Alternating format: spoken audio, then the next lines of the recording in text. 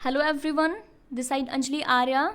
और आज हम करने वाले हैं handling of large number of student के कुछ एमसीक्यू क्वेश्चन जो कि बिल्कुल एग्जाम ओरिएंटेड मस्त वाले क्वेश्चन हैं। तो अपने जो क्वेश्चन हैं उनको स्टार्ट करने से पहले हम देखते हैं पिछली बार हमने जो मॉक टेस्ट किया था जिसमें हमने 40 क्वेश्चन करे हैं, 30 question hostel warden administrative aptitude plus 10 question act से रिलेटेड करे हैं। उसमें मैंने एक क्वेश्चन आपसे होमवर्क में दिया था, उसका आंसर देख लेते हैं सबसे पहले। हाँ जी, ये क्वेश्चन मैंने आपसे पूछा था, बच्चों के लिए निःशुल्क और अनिवार्य शिक्षा अधिनियम 2009 की किस धारा के अंतर्गत बालक शब्द को परिभाषित किया गया है, ये क्वेश्चन मैंने आपसे पूछा था। और इसका जो करेक्ट यहाँ पे आंसर है वो धारा 2C है इसका करेक्ट आंसर। अब देखते हैं इसका करेक्ट आंसर दिया किस किसने है। तो यहाँ पे अगर बात कर ली जाए रानी यादव की तो कहते हैं कि नाइस सेशन मैम, ठीक है, धन्यवाद आपका, आपने नाइस सेशन बताया, लेकिन यहाँ पे आंसर आपने नहीं दिया है, आगे से आंसर भी दीजिएगा। अब अर्जुन सिंह कहते हैं कि आप फ्री ऑफ कॉस्ट बहुत अच्छा कंटेंट दे रही हो, यू आर टीचिंग मस्त ma'am, thank you so much. Question का आंसर भी दे लेते मुझे और भी खुशी होती। अब अनमोल जी कहते हैं कि नाइस सेशन मैम, लेकिन आंसर तो अनमोल जी ने भी बताया, क्या पता ये लास्ट तक गए भी ना हो, हैं बीच में क्लास को छोड़ के चले गए, ऐसा हो सकता है। अब बात करते हैं पूनम जी की, इन्होंने बताया कि सेक्शन 2C करेक्ट है, बिल्कुल बिल्कुल करेक्ट है। अब सुशील जी कहते हैं मैम मज़ा आ गया, हाँ मज़ा आ गया, चलो अच्छी बात है, मज़ा आना चाहिए, अगली बार से आंसर भी देना है।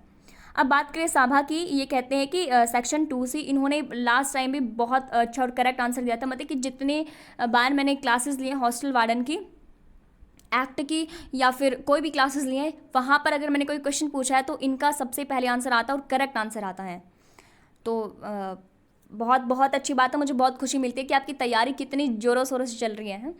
अगर बात करते हैं यूज़र जिकिन का नाम शो नहीं हो रहा है तो ये कहते हैं कि 40 में से 35 सही है मैम, वाओ वेल डन। अब बात कर ले हैं अरुण कुमार की, अरुण कुमार कहते हैं very nice session ma'am. Arun ji आगे से आपको क्या करना है, क्वेश्चन पूछो तो उसका आंसर भी देना है। अब कार्तिक जी कहते हैं एक्ट रोंग हो गया, क्यों हो गया रोंग है, एक्ट बहुत रोंग हो गया, क्यों हो गया रोंग, आगे से नहीं होना ना, वो हैंड रिटन नोट्स के साथ एक्ट मैंने इतने अच्छे से कराए हैं उसको देख लेना ज़रा, आगे से नहीं होंगे, इसकी प्रैक्टिस करो। अब ये ना क्वेश्चंस लगा के आपको ये पता लग जाएगा कि मेरा कौन सा पोर्शन ज़्यादा वीक है, उस पर ज़्यादा मेहनत आपको करनी है। अगर बात कर ली जाए फिर अरुण कुमार की, अरुण कुमार कहते हैं अरुण कुमार हैदराबाद से मैम। चलिए अब क्लास को स्टार्ट करते फाइनली। तो चलिए आपका जो पहला टॉपिक है एडमिनिस्ट्रेटिव एप्टीट्यूड का, वो है handling of large number of student.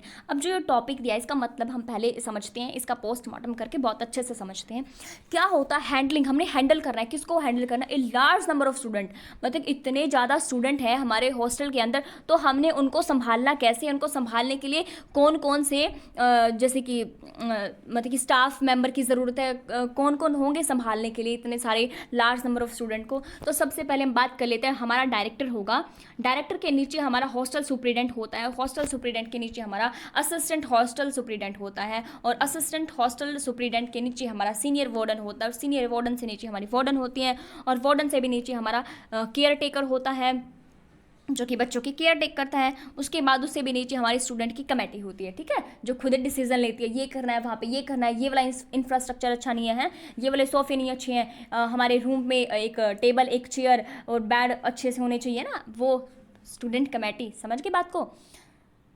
तो चलिए अब कुछ और देखते हैं पॉइंट। तो सबसे पहले तो ये कह रहे हैं कि हैंडलिंग ए लार्ज नंबर में कितने लार्ज नंबर हैं, हमें ये तो पता होना चाहिए ना कितने लार्ज नंबर हैं। चलिए पता करते हैं कितने लार्ज नंबर हैं। तो आपको पता भी होगा, लेकिन फिर भी जिन स्टूडेंट्स को नहीं पता है उनको भी पता लग जाएगा। तो चलिए अगर मैं बात करूँ टोटल कितने स्टूडेंट होंगे भाई, टोटल 480 स्टूडेंट रहने वाले हैं, और उस 480 में से भी कितने भाई 240 हमारे बॉयज़ रहने वाले हैं और 240 हमारी गर्ल्स रहने वाली हैं, ठीक है, बॉयज़ और गर्ल्स, ठीक है। उसके बाद अगर हम बात कर ली जाए तो यहाँ पर जो आपका हॉस्टल है वो पढ़ाई कौन से कौन से क्लास तक रहने वाली है। तो हमारे यहाँ पे 6ठी से लेकर 12वीं तक यहाँ पे पढ़ाई रहने वाली है, प्राइमरी का यहाँ पे कोई काम नहीं है। 6ठी से 8वीं तक के जो हमारी क्लासेस होंगी वो जूनियर कहलाएंगी, और 9वीं से 12वीं हमारी सीनियर क्लासेस, पता है ना सीनियर हो जाते हैं 9वीं से 12वीं वाले। तो ठीक है, 6ठी से 8वीं जूनियर हॉस्टल्स हैं और 9वीं से 12वीं हमारे सीनियर्स हॉस्टल रहने वाले हैं। अगर बात कर ली जाए आपके जो जूनियर हॉस्टल होंगे वो कितने होंगे? टोटल जो जूनियर हॉस्टल होंगे वो आपके 4 रहने वाले हैं। 4 में से भी आपके 2 जो है गर्ल्स के होंगे, 2 जो है वो बॉयज़ के होंगे। अगर बात कर ली जाए सीनियर हॉस्टल की, जो 9 से 12 होंगे 9 से 12th क्लास के लिए, वो भी आपकी 4 रहने वाले हैं। उसमें से भी 2 बॉयज़ के होंगे और 2 गर्ल्स के होंगे। ठीक है, ये आपका सीक्वेंस रहने वाला है। अब बात कर लेते हैं, इतने सारे स्टूडेंट्स को आपको हैंडल करना है तो उसके लिए क्या करना होगा। उसके लिए सबसे पहले आपको प्लानिंग करनी है। किसकी प्लानिंग करनी है कि हॉस्टल में कितने हमारे रूम्स हैं, कितने सीटें जैसे कि होंगे स्टूडेंट्स के लिए, कैपेसिटी को आपने प्लान करना है। कितनी कैपेसिटी है, कितने स्टूडेंट्स को रखने की कैपेसिटी है हमारे हॉस्टल के अंदर, वो आपको सबसे पहले देखना है। उसके बाद है हॉस्टल के अंदर जो फैसिलिटीज़ होती हैं, लाइक आपके जो स्टूडेंट्स मतलब कि हॉस्टल में रहने वाले जितने भी बच्चे होंगे उनके लिए चद्दर, गद्दे, तकिए, है ना, और जो इंफ्रास्ट्रक्चर है, बेड वगैरह जितने भी हैं, वो फैसिलिटी आपको पहले देखनी है कि हमारे पास फैसिलिटी है या नहीं है। फैसिलिटी आपको वो प्रोवाइड करनी है। बात कर ली जाए तो उनको इतने सारे स्टूडेंट बच्चे हैं जो उनको हैंडल करने के लिए सबसे पहले तो आप रूल्स एंड रेगुलेशन बनाओगे ना, तो उनके लिए क्लियर रूल और रेगुलेशन होनी चाहिए। तो उसके बाद इसमें बता रखा है जो आपके डायरेक्टर होते हैं उनके क्या क्या कार्य होते हैं, जो आपके स्टूडेंट्स जो हैं होंगे हॉस्टल के अंदर उनको हैंडल करने के लिए। उसके बाद बात करें असिस्टेंट जो हॉस्टल सुपरिटेंडेंट हैं उनके क्या क्या काम होंगे, मैथ्स वार्डन के क्या क्या काम होंगे, और जो कोड और कंडक्ट कौन कौन से होंगे हॉस्टल के अंदर, ये सारे की सारी चीज़ें इसमें बता रखी हैं। और इतना कुछ है नहीं। चलिए फटाफट से क्वेश्चन पर चलते हैं। तो आपका पहला क्वेश्चन क्या कहता है कि एक छात्रावास वार्डन यह कैसे सुनिश्चित कर सकता है कि छात्रावास परिसर विकलांग छात्रों के लिए सुलभ है, बता दीजिएगा मुझे। तो आपका कहता है कि ignore the accessibility of need of student with disability. आपको जो ये नेगेटिव वर्ड है ना उनको तो पहले ही एलिमिनेट कर देना है। आप कहते हैं कि regular audit and improvement in hostel premises, लगातार आपको ऑडिट करते रहना है। अब बात करते हैं तीसरे ऑप्शन की। तीसरा ऑप्शन कहता है कि exclusion of student with disability from the living in the hostel. अब जो डिसेबल बच्चे हैं उनको पहले ही एक्सक्लूड कर देना, निकाल देना हॉस्टल से, ये भी नहीं होगा। और डी की बात करें तो कहते हैं विकलांग छात्रों के लिए कोई भी आवाज़ बनाने से इनकार करना। क्यों भाई, क्यों कर देंगे इनकार, हम उनका पढ़ने का अधिकार नहीं है क्या? तो यहाँ पे जो करेक्ट आपका रहने वाला है वो बी रहने वाला है। रेगुलर ऑडिट करना है। किस लिए ऑडिट करना है? इंप्रूवमेंट करने के लिए हॉस्टल के जो प्रोमाइसेस हैं, to make accessible for the disabled. अब इसमें क्या होता है, जो डिसेबल बच्चे होते हैं उनको ये इंश्योर करना कि उनके लिए प्रॉपर फैसिलिटी हॉस्टल के अंदर है या नहीं है। आपको ये मेक श्योर करना है कि जो उनको रूम है ना वो ग्राउंड फ्लोर पे मिले, और अगर उनके लिए रैंप वगैरह की भी फैसिलिटी अच्छी होनी चाहिए हॉस्टल के अंदर, ताकि उन बच्चों को कोई भी प्रॉब्लम ना हो। बात कर ली जाए अगले क्वेश्चन की, तो अगला क्वेश्चन क्या कहता है, as a hostel warden what is your primary responsibility. बता दीजिए, ये क्वेश्चन रिपीटेड है तो बताइए यहाँ पर प्राइमरी रिस्पॉन्सिबिलिटी क्या रहने वाली है।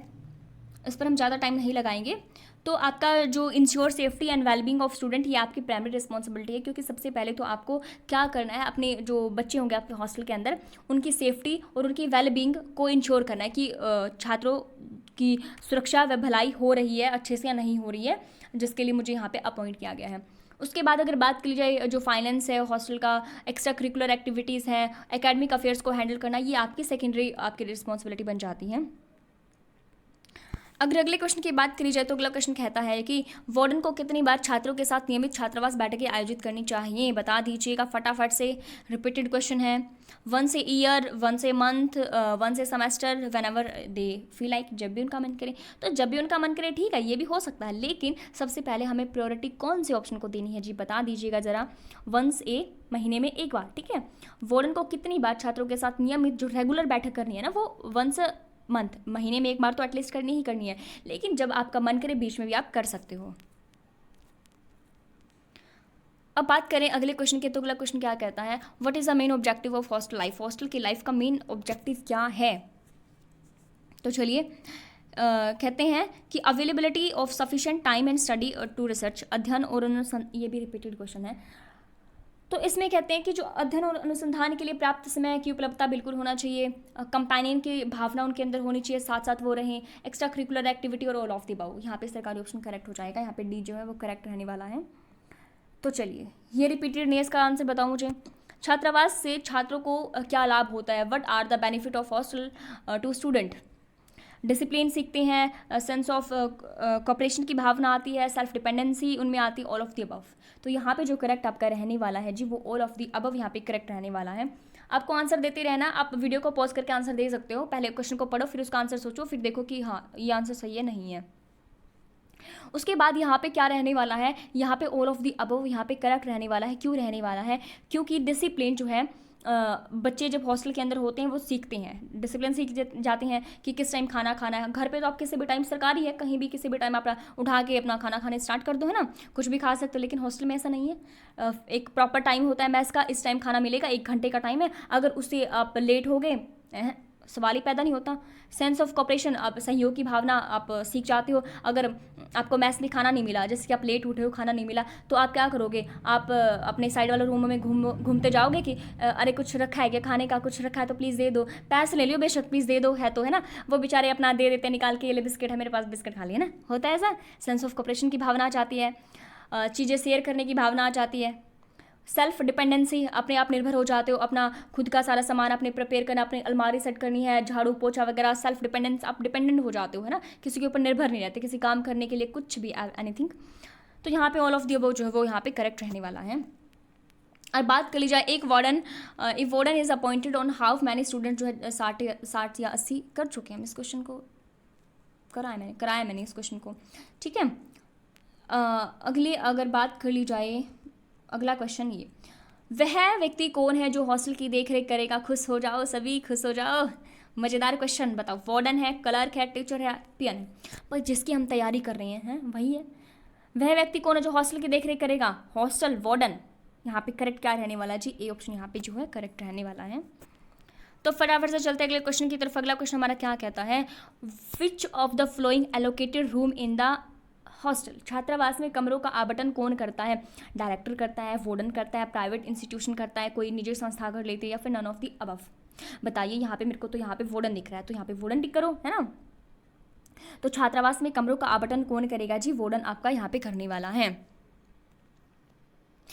अगर अगले क्वेश्चन की बात करें तो कहता है कि which is important factor of human resources plan, मानव संसाधन योजना का महत्वपूर्ण कारक कौन सा हो जाता है, क्रिएटिंग हाईली टैलेंटेड पर्सनल्स, बिल्कुल यहाँ पे प्रतिभाशाली जो आपके कर्मी हैं, कर्मचारी हैं, उनको का निर्माण करना, ठीक है करेक्ट हो जाएगा। इंटरनेशनल स्ट्रैटेजी अपनी अपनानी है, resident to change and transfer, बिल्कुल यह होना चाहिए।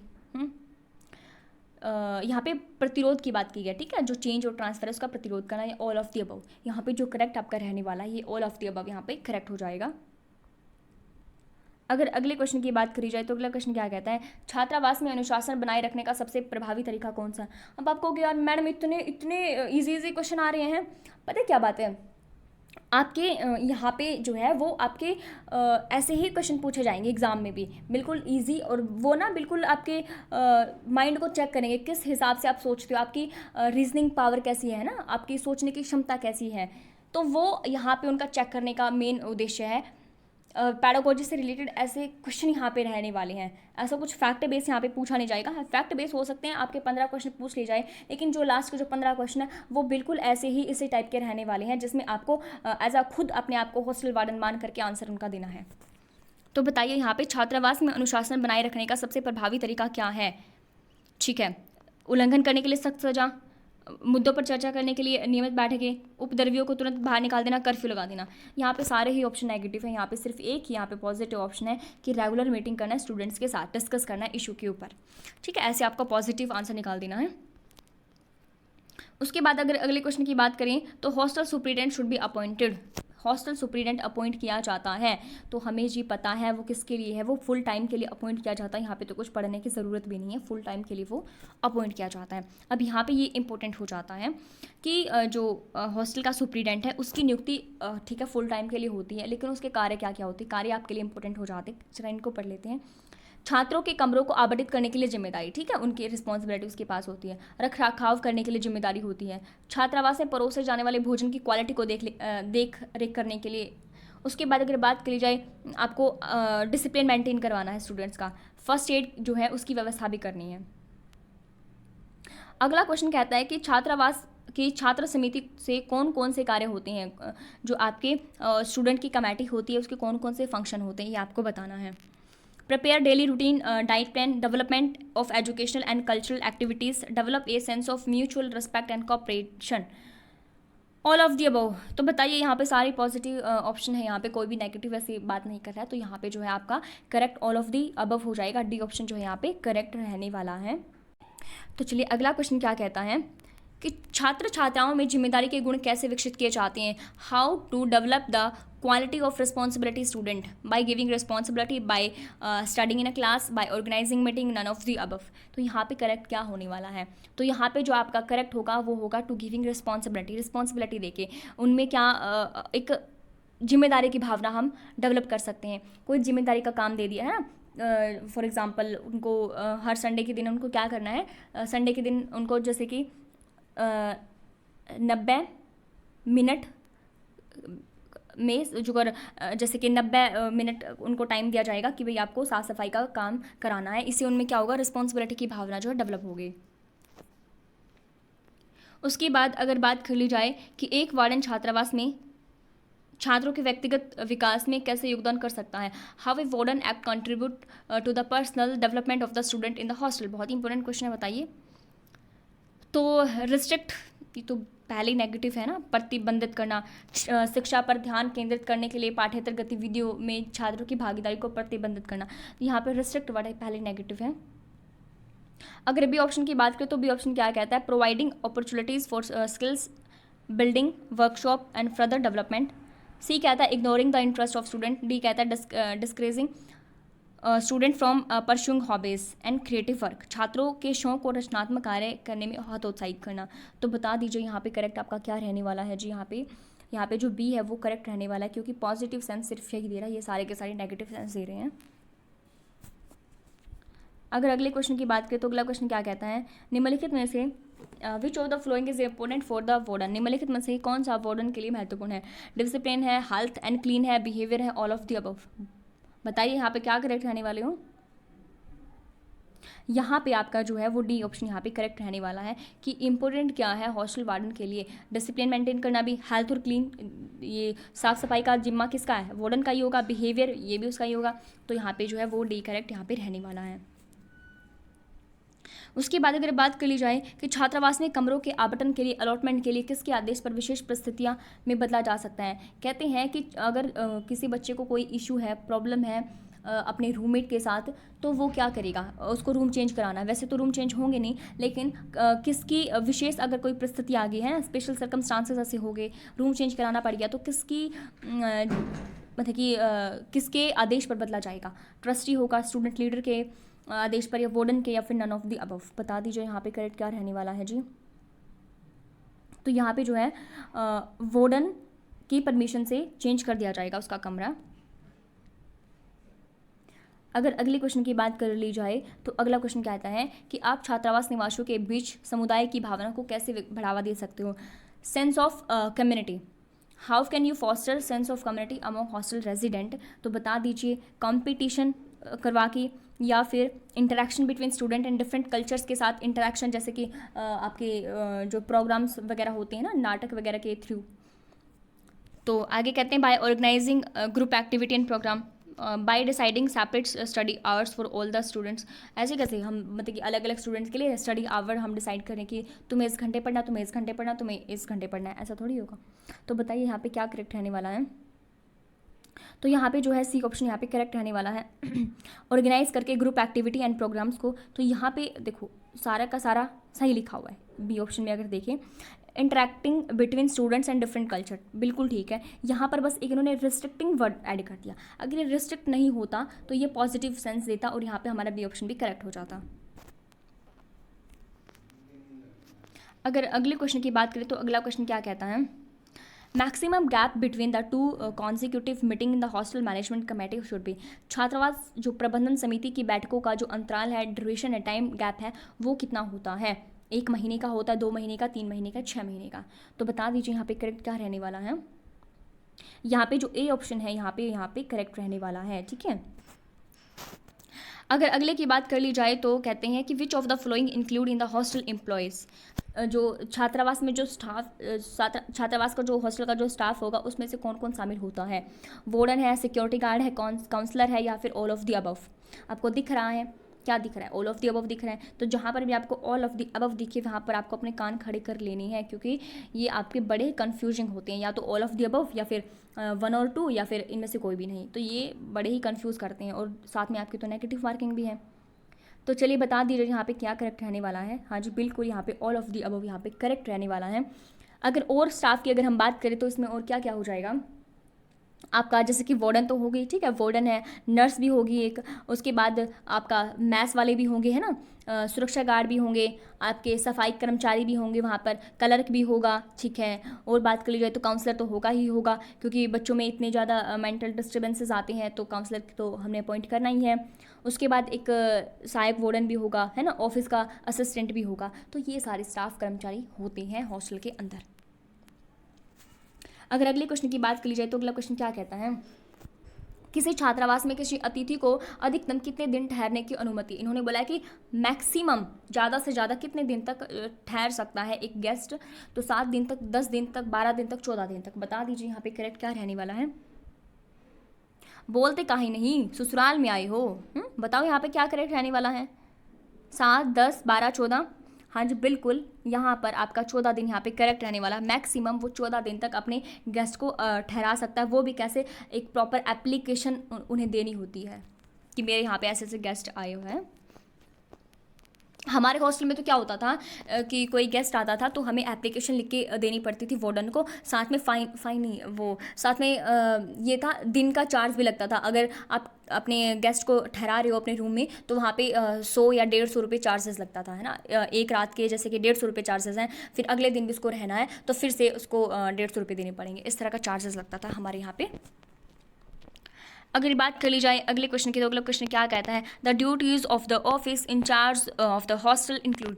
छात्रावास के ऑफिस इंचार्ज के कार्यों में शामिल है सुपरविजन ऑफ सबॉर्डिनेट स्टाफ, अपने अधीनस्थ कर्मचारी को सुपरविजन करना। हाँ जी बिल्कुल, क्वेश्चन तो बढ़िया है। बताओ यहाँ पे, attendance seat of the office subordinate employees, अपने अधीनस्थ कर्मचारियों की उपस्थिति पत्रक है। Keeping in touch with all the warden of the hostel, छात्रावास के सभी वार्डन में के संपर्क में रहना। All of the above. तो बताइए यहाँ पे क्या यहाँ पे करेक्ट रहने वाला है। हाँ जी बिल्कुल, यहाँ पे जो है D option all of the above यहाँ पे जो है वो करेक्ट रहने वाला है। अगर अगले क्वेश्चन की बात कर ली जाए तो अगला क्वेश्चन क्या कहता है कि what are the main responsibilities of the hostel warden of Eklavya model residential school. Eklavya model आवासीय विद्यालय छात्रावास वार्डन की प्रमुख जिम्मेदारी क्या है। हॉस्टल का एडमिनिस्ट्रेशन करना है, स्टूडेंट का सुपरविजन करना है, एजुकेशनल असिस्टेंस है, और फिर ऑल ऑफ द अबव। तो बताओ यहाँ पे क्या करेक्ट हो जाएगा। तो यहाँ पे ऑल ऑफ द अबव जो है वो करेक्ट हो जाएगा, ठीक है। उसके बाद अगर अगले क्वेश्चन की बात करें तो अगला क्वेश्चन कहता है कि by whom the hostel warden of EMRS is selected. मतलब छात्रावास जो वार्डन है उसकी चयन जो है किसके द्वारा किया जाएगा। बताओ, आपको पता है फॉर्म यहाँ पे डाला है तो लोकल बॉडीज़ हैं, स्कूल एडमिनिस्ट्रेशन है, या स्टेट गवर्नमेंट है, या फिर सेंट्रल गवर्नमेंट है। हम सबको पता है ये एग्ज़ाम कौन है कंडक्ट करा रहे हैं, सेंट्रल गवर्नमेंट के अंडर ये आ चुका है। तो बाय द सेंट्रल गवर्नमेंट यहाँ पे करेक्ट हो जाएगा। अगर अगले क्वेश्चन की बात करें तो अगला क्वेश्चन क्या कहता है कि for how long the senior warden appointed, कितने टाइम के लिए जो सीनियर वार्डन वो अपॉइंट किया जाता है। 4 साल के लिए, 3 साल के लिए, 2 साल के लिए, या 1 साल के लिए। तो बताइए यहाँ पे क्या करेक्ट हो जाएगा। तो यहाँ पे जो करेक्ट होगा वो 1 साल यहाँ पे करेक्ट होगा। तो जो सीनियर वार्डन है वो 1 साल के लिए यहाँ पे अपॉइंट किया जाता है, और मतलब कि वो काम कैसा कर रहा है उसके बेसिस पर फिर उसको आगे भी हम उसका काम आगे बढ़ा सकते हैं। अगर अगले क्वेश्चन की बात करें तो अगला क्वेश्चन कहता है कि निम्नलिखित में से कौन सा कार्य छात्रावास वार्डन का नहीं है। Which of the following is not a function of the hostel warden. तो बताइए यहाँ पे क्या करेक्ट हो जाएगा जी। हॉस्टल की सिक्योरिटी है, run of the hostel, hostel को चलाने में, आस्क स्टूडेंट टू रीड, छात्रों को पढ़ने के लिए कहना, है ना। अब बच्चे हैं घूम रहे हैं इधर उधर, है ना, भटक रहे हैं भटकती आत्मा की तरह, तो आप क्या कहोगे ना, ओहो कहोगे ना कि बच्चों पढ़ लो, पढ़ने का टाइम है। उनके स्टडी आवर्स आपको डिसाइड करनी है। तो नन ऑफ दी अबव। यहाँ पे बताओ यहाँ पे क्या करेक्ट हो जाएगा। विच ऑफ द फ्लोइंग, यहाँ पे ना नोट वाले बड़े ही कंफ्यूजिंग करते हैं। तो यहाँ पे लिखा note of the function of the hostel warden, which of the following is not. जहाँ पे नोट लिखा है तो थोड़ा सा अलर्ट हो जाओ। तो यहाँ पे ये भी काम होता है हॉस्टल की सिक्योरिटी, बिल्कुल हॉस्टल को चलाने में भी हॉस्टल वार्डन बड़ा ही उसका मेन रोल होगा। आस्क स्टूडेंट टू रीड, पढ़ने के लिए कहेंगे, यहाँ पे नन ऑफ द अबव जो है यहाँ पे करेक्ट हो जाएगा। अगर अगले क्वेश्चन की बात करें तो अगला क्वेश्चन कहता है, आप एक हॉस्टल वार्डन हो, खुश हो जाओ हॉस्टल वार्डन, आप एक हॉस्टल वार्डन हो, स्टूडेंट को किसी भी व्यक्तिगत तकनीकी या भावात्मक हेल्प का समाधान करने के लिए आप क्या करेंगे। अगर किसी भी बच्चे को कोई पर्सनल है, टेक्निकल है या इमोशनल प्रॉब्लम है तो आप उनको सॉल्व करने के लिए क्या करोगे। एमरजेंसी प्रिपेयर्डनेस, एमरजेंसी के लिए आप तैयारी करोगे, हाँ बच्चे के इमोशन जो है बहुत ही डिस्टर्बेंस उनमें हो रही है तो आप एमरजेंसी है तो आप उसके लिए प्रिपेयर होगे, या अपने पेरेंट्स को या उनके पेरेंट्स को बताओगे, या फिर उनके मेंटर और गाइड बनोगे, या फिर नन ऑफ दिस। यहाँ पे बताओ यहाँ पे क्या करेक्ट रहने वाला है। तो यहाँ पे जो करेक्ट हो रहने वाला है मेंटर और गाइडेंस। अगर किसी बच्चे को कोई भी प्रॉब्लम है, उनकी पर्सनल कोई प्रॉब्लम है, इमोशनल कोई प्रॉब्लम है, तो उनको आपको सॉल्व करना है as a mentor, as a guider, ठीक है, उनका आपको उनके प्रॉब्लम को सॉल्व करना है। अगर अगले क्वेश्चन की बात करें तो अगला क्वेश्चन कहता है कि how can the warden deal with the student violating the dress code policy. अगर ड्रेस कोड की जो पॉलिसी है अगर उसका उल्लंघन कोई बच्चा करता है तो आप उसको कैसे संभालोगे। आप कहते हैं नोटिस दोगे उसको, या फिर डिस्कस करोगे जो किसकी इंपॉर्टेंस के ऊपर, जो ड्रेस कोड आपने डालनी है उसकी इंपॉर्टेंस के ऊपर डिस्कस करोगे। फिर कहते हैं एक्सपेल कर दोगे। एक्सपेल वाला तो देखो बड़ा ही भयानक नेगेटिव वर्ड है ना, एक्सपेल कर दो, क्यों कर दोगे भाई एक्सपेल, निष्कासित करना। अब कहते हैं कि publicly shaming student to their dress, मतलब कि उनकी ड्रेस को लेकर उनको पब्लिकली क्या करोगे, शर्मिंदा करोगे। ये बड़ा ही नेगेटिव वर्ड है, ये तो आपको बिल्कुल भी नहीं करना है। अगर किसी भी एग्जाम में जाओगे, अगर किसी ऑप्शन में ऐसा कुछ शेमिंग वाला वर्ड, पब्लिकली शेमिंग अगर कोई आपने वर्ड दिखाना तो बेझिझक आंख बंद करके उसको काट दो, वो होने वाला है ही नहीं। क्योंकि पब्लिकली शेमिंग करोगे बच्चों को तो पता कितना वो अंदर से गिल्ट फील करता है कि हाँ मेरे दोस्त हैं, देखो उनके सामने मेरी बेइज्जती होगी, तो वो ऐसे नहीं करना, आपको बिल्कुल भी नहीं करना है। बाय इग्नोरिंग कहते हैं कि आप मतलब कि आप इग्नोर कर दोगे अगर उन्होंने ड्रेस कोड पॉलिसी नहीं फॉलो करी है। तो बताओ यहाँ पे क्या करोगे। यहाँ आप जो है ए ऑप्शन यहाँ पे करेक्ट कर दोगे। देखो चेतावनी जारी करना, पहले तो कहोगे देखो आपको ड्रेस जो है वो पहननी ही पहननी है, उसके बाद ड्रेस कोड के महत्व पर चर्चा करोगे। अगर आप ड्रेस पहनोगे है ना तो कितना अच्छा होगा है। अगर आप ड्रेस नहीं पहन के जाते, कुछ भी अपनी ओर से कलर्ड कपड़े पहन के चले जाते हो तो आप सबसे अलग ही चमकोगे, है ना, अच्छा थोड़ी लगेगा। एक जो हमने पॉलिसी बनाई है उसको आपने फॉलो करना है। तो इस तरह से आपको बच्चों को कुछ समझाना है प्यार से। अगर अगले क्वेश्चन की बात करें तो अगला क्वेश्चन क्या कहता है, एक छात्रावास वार्डन में निम्नलिखित में से कौन सा गुण होना चाहिए। Which of the following is essential virtue of the hostel warden. बता दीजिए वर्च्यू कौन सा होना चाहिए। हॉस्टल वार्डन बताओ जल्दी से। Strict and authoritarian behaviour, patience and sympathy, proffering solitude and isolation, aversion and enforcement of rule, नियमों को लागू करने में विमुखता। तो बताओ यहाँ पे क्या करेक्ट रहने वाला है। स्ट्रिक्ट और एथोरिटेरियन बिहेवियर, या फिर पेशेंस और सिंपैथी, या फिर आपका आइसोलेशन। देखो यहाँ पे जो है आपका आइसोलेशन तो बिल्कुल ही नेगेटिव वर्ड है ना, एवर्जन नेगेटिव वर्ड है यहाँ पे। उसके बाद अगर हम स्ट्रिक्ट और एथोरिटेरियन बिहेवियर की बात करें, ये भी नेगेटिव वर्ड है ना, बिल्कुल एक अथॉरिटी दे रहे हो आप, एक अपनी खुद की, है ना, सत्तावादी बिहेवियर, ये तो बिल्कुल ही नेगेटिव हो जाएगा। अपनी चला रहे हो, किसी की सुन ही नहीं रहे, तो ये तो होना ही नहीं चाहिए। तो यहाँ पे बताओ, यहाँ पे एक ही करेक्ट आंसर दिख रहा है, बहुत ही अच्छे से आपको पता है हॉस्टल वार्डन है उसमें पेशेंस और सिंपैथी का जो है गुण होना चाहिए। तो आज के ये थे हमारे कुछ बढ़िया से क्वेश्चन। अगर अच्छे लगे हैं तो लाइक शेयर करके ज़रूर बताएं, अपने फीडबैक ज़रूर दें कैसे आपको क्वेश्चन लगे हैं। चलिए, थैंक्स फॉर वॉचिंग।